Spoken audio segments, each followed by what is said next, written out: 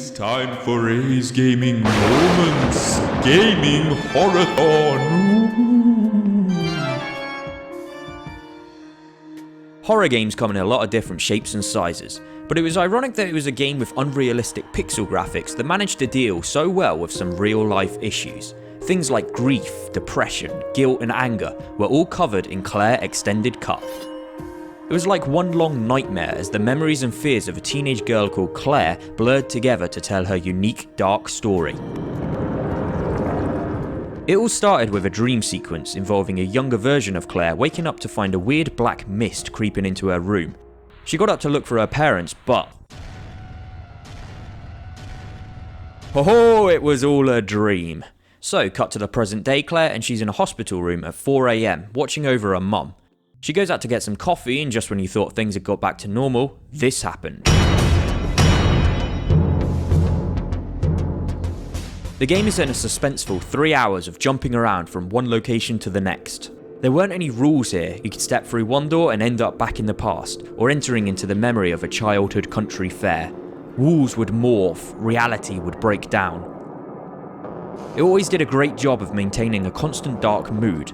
Rarely were you alone here, as the corridors were filled with strange shadow-like creatures that looked like a child's twisted take on a crayon drawing.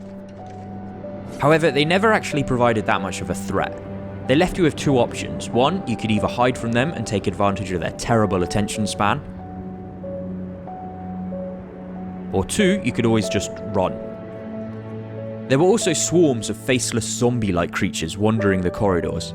They never directly tried to hurt you, but they would scare the shit out of you, and when playing the game in a higher difficulty, getting scared shitless would cause Claire to take damage.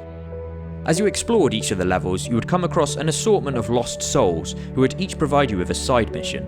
These would involve finding some sort of item that they had lost, like candy or a gold watch, and did lead to some pretty interesting characters and backstories.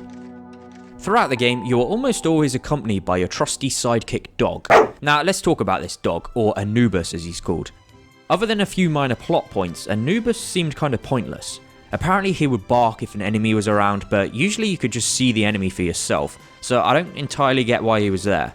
And speaking of pointless stuff, I never understood what the flashlight was for. Sure, I get that it would help you see better, but it also used up batteries. Whereas the perfectly good Zippo lighter that he had unlimited fuel, so why would you ever use the flashlight?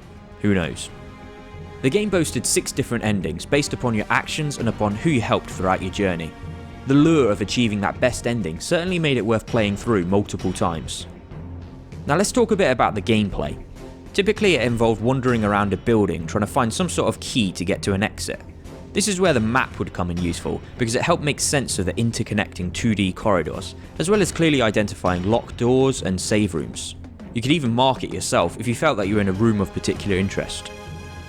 There was the odd puzzle to solve, which were all kept pretty simple, although I did have to look one of them up online, not in a walkthrough kind of way, but simply because it involved a bit of general knowledge that I didn't know.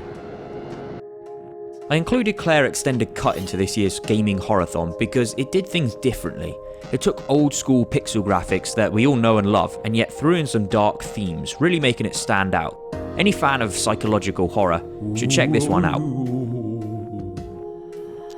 Hopefully you enjoyed my Claire Extended Cut review, and if you did, then click here to subscribe to A's Gaming Moments, or check out my previous 2 reviews for some more game recommendations. And until next time, thanks for watching. A signing out.